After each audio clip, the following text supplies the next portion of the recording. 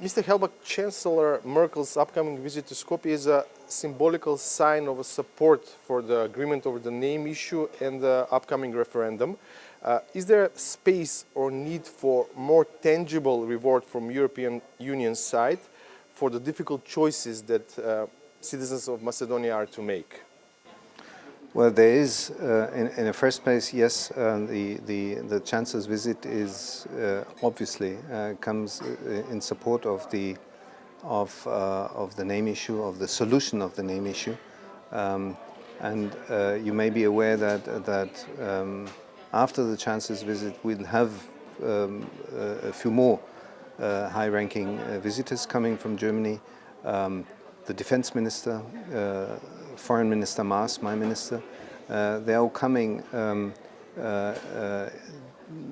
during September in order to make it very clear how important we find the solution of this name issue, and also to pay tribute, if you want, to the government and to those who have supported the conclusion of the Prespa agreement, because we believe that this is a rare moment of good diplomacy. Rare because we don't have these positive developments so frequently in the world and in the region.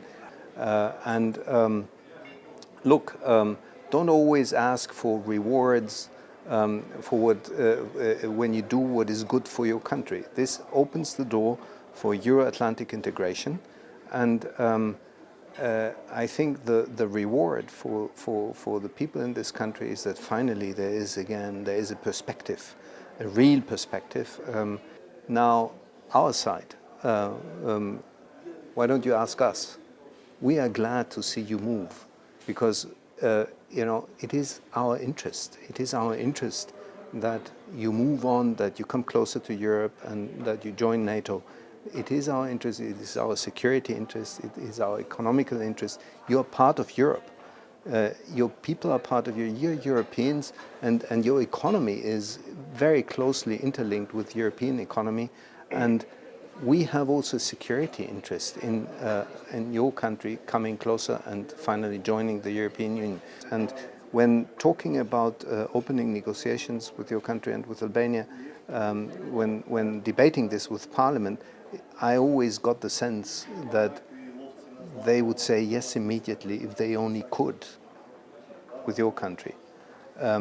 With Albania it was a bit more difficult because of issues related to the fight against organized crime, drugs and so on. But for both countries I can say that we do see things moving in terms of internal reforms, moving in the right direction, and that is very gratifying, very satisfying.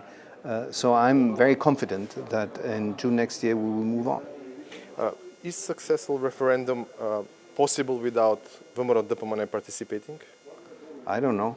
I don't know the math, so to speak, but I do know that all citizens in this country and all political forces should very seriously consider whether what they will do and whether they will vote in favor or not. There is a debate whether this question is manipulative because it links EU and NATO integration with the name issue. Unfortunately, this is not manipulative. That's life. I mean, they are linked, and those who say that you can say no and still pretend you move on towards European Union and NATO, I'm afraid that they are wrong, because if the agreement, the Prespa agreement, if it fails, then we will be all together. I say we because we take an interest in what is going on here.